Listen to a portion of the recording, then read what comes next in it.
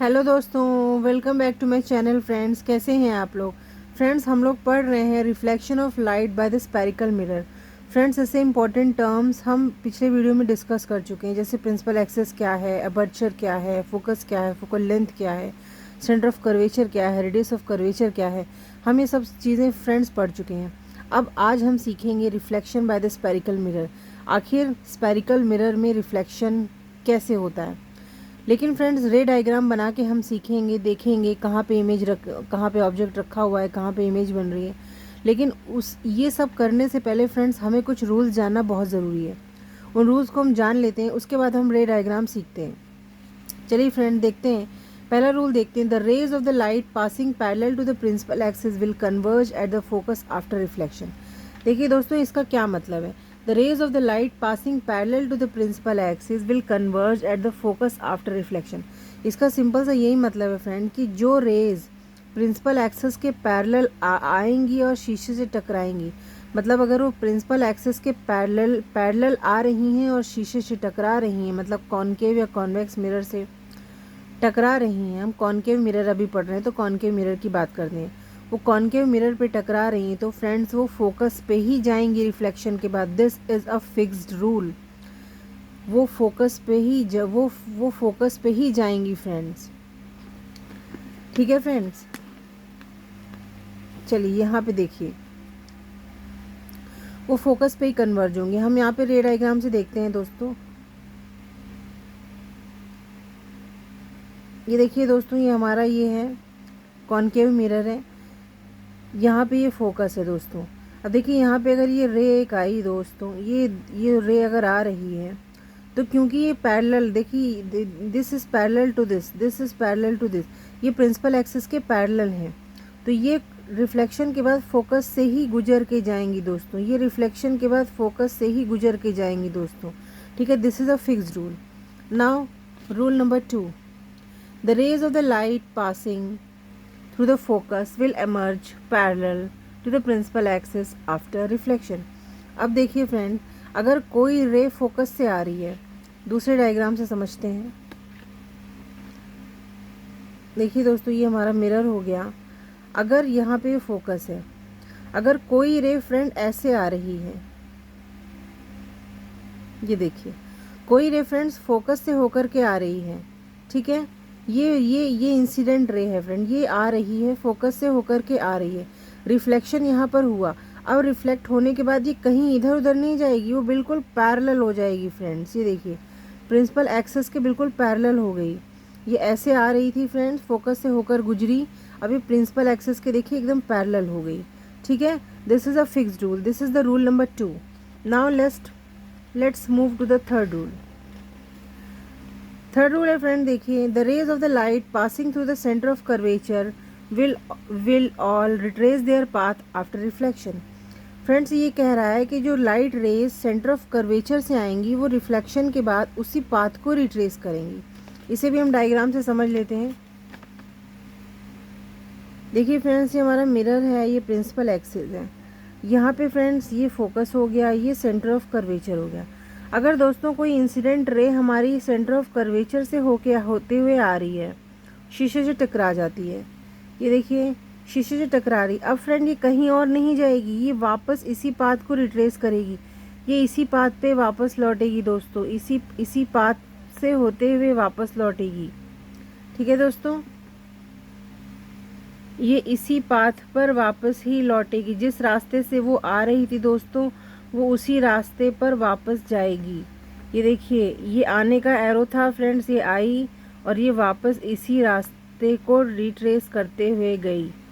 ठीक है दोस्तों, और सेंटर ऑफ कर्वेचर से जो आ रही थी, वो वापस रिफ्लेक्शन के बाद सेंटर ऑफ कर्वेचर से ही होके गुजर जाएगी। This is the important and fixed rule. Now come to the next rule. Next rule है दोस्तों, the rays of the light falling at the pole gets reflected at the same angle on the other side of the principal axis। yes friends, it's a very important rule। देखिए हम diagram से समझते हैं। ये हमारा mirror हो गया, ये हमारा प्रिंसिपल एक्सिस हो गया। अब देखिए दोस्तों, ये हमारा पोल है। हमने पोल के बारे में कल डिस्कस किया था। It is the centre point of the reflecting surface का जो सेंटर पॉइंट है, वो फ्रेंड हमारा पोल है। अब देखिए, अगर कोई रे दोस्तों हमारी पोल पर आती है, ये देखिए डायरेक्ट हमारी ये पोल पर, मान लीजिए ये रे आ रही है दोस्तों, ये हमारी पोल पर आ रही है, ये थोड़ा ये ज़्यादा डार्क होगी दोस्तों। चलिए दूसरा डायग्राम मैं बनाती हूँ, इसमें देखते हैं।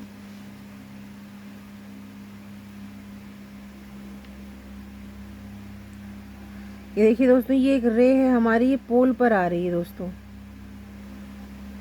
ठीक है, ये पोल पर आ रही है। और रिफ्लेक्शन के बाद क्या होगा फ्रेंड, ये कहाँ जाएगी, ये उसी एंगल से रिफ्लेक्ट होगी जिस एंगल से ये आ रही थी।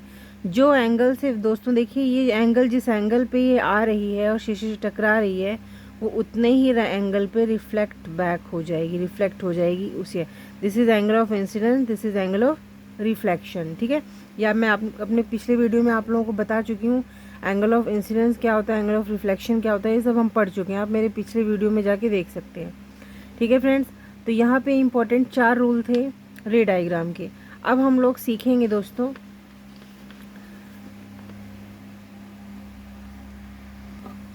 चलिए दोस्तों आगे देखते हैं। फ्रेंड देखिए, अब हम ऑब्जेक्ट की पोजीशन देखेंगे, ऑब्जेक्ट की पोजीशन कहाँ पे है और इमेज कहाँ पर बन रही है दोस्तों। चलिए देखिए फ्रेंड्स, इस फिगर में देखिए फ्रेंड्स, ये रे डायग्राम में देखिए, यहाँ पे ऑब्जेक्ट जो है वो इन्फिनिटी पे रखा हुआ है। इन्फिनिटी मतलब फ्रेंड कहीं दूर रखा हुआ है, ठीक है, कहीं दूर रखा हुआ है। वहाँ से पहली रे आ रही है and this ray is parallel to the principal axis. Principal axis के पैरेलल है फ्रेंड। तो आपने रूल पढ़ा है कि प्रिंसिपल एक्सिस के पैरेलल है, अगर प्रिंसिपल एक्सिस के पैरेलल है फ्रेंड, तो वो फोकस से ही पास होकर गुजरेगी। देखिए दोस्तों, ये यहाँ पे टकराई और ये फोकस से होकर के निकल गई। अब देखिए दोस्तों, ये दूसरी रे नीचे से आ रही है, ये भी parallel to the principal axis के, ये भी पैरेलल है, ये भी रिफ्लेक्शन के बाद फोकस से होकर गुजर गई। मतलब ऑब्जेक्ट की जो इमेज थी वो फोकस पे बनी, ठीक है। तो इससे हमें ये क्लियर हो गया कि जब हमारा ऑब्जेक्ट इन्फिनिटी पर होगा तब इमेज जो है वो फोकस पे बनेगी।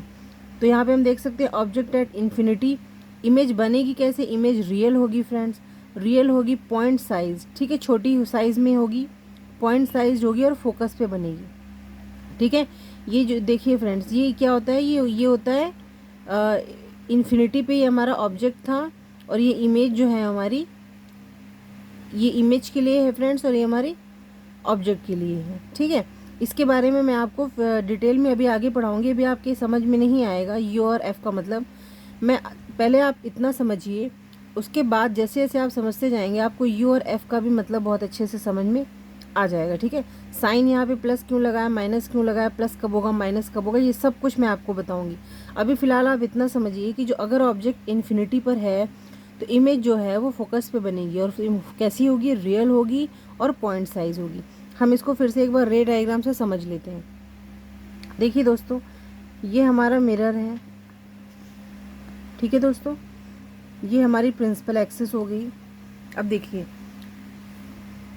ये हमारा फोकस हो गया दोस्तों। अब देखिए यहाँ ये सेंटर ऑफ कर्वेचर हो गया। अब यहाँ पे देखते हैं दोस्तों, ये एक ऑब्जेक्ट कोई इन्फिनिटी पे रखा हुआ है, ये कहीं दूर इन्फिनिटी पे कहीं ऑब्जेक्ट रखा हुआ है फ्रेंड, ठीक है, यहाँ पे कहीं रखा हुआ है ऑब्जेक्ट। यहाँ से रेज आ रही हैं, ये रेज आई शीशे पे टकराई, यहाँ से कहीं दूसरी रे आई दोस्तों, ये भी आके शीशे से टकराई। अब देखिए ये टकराने के बाद ये यहाँ से ही पास होके गुजरेगी, ये फोकस है, क्योंकि ये पैरेलल टू प्रिंसिपल एक्सिस है तो रूल कहता है कि वो फोकस से ही होकर गुजरेगी। इस तरह फ्रेंड ये है, ये भी टकराने के बाद फोकस से ही होकर गुजरी, ठीक है फ्रेंड्स। तो हमें पता चल गया कि हमारी जो इमेज है फ्रेंड वो कहाँ पे बनेगी, हमारी इमेज जो है वो फ्रेंड फोकस पे ही बनेगी, ठीक है। इससे समझ में आ गया कि अगर ऑब्जेक्ट हमारा इन्फिनिटी पे है तो हमारी इमेज जो होगी फ्रेंड वो फोकस पे बनेगी, ठीक है दोस्तों। समझ में आ गया इतना आपको, ठीक है फ्रेंड्स। अब इस वीडियो में यहीं तक के लिए रखते हैं फ्रेंड्स। अच्छी तरह से आप लोग समझ लीजिए, देख लीजिए, मेरे सारे वीडियो समझ लीजिए। उसके बाद फ्रेंड्स मैं नेक्स्ट वीडियो में आपको सेकंड पोजीशन के साथ मिलती हूँ कि ऑब्जेक्ट की सेकंड पोजीशन कहाँ पे होगी और इमेज कहाँ पे बनेगी। धीरे धीरे हम लोग सारी पोजीशंस नेक्स्ट वीडियो में सारी पोजीशंस में कवर कर दूँगी। ओके दोस्तों, please like and subscribe my channel. और सारी फिजिक्स में आपकी सॉलिड करवा दूँगी दोस्तों, इतनी अच्छे से आपको समझा दूँगी। फिजिक्स, केमिस्ट्री, मैथ सारे सब्जेक्ट्स में पढ़ाती हूँ दोस्तों। मेरे चैनल पे विज़िट कीजिए, लाइक सब्सक्राइब कीजिए फ्रेंड्स। इतने अच्छे से मैं आपको पढ़ा दूँगी कि आपको कभी कोई दिक्कत होगी ही नहीं। So thank you friends.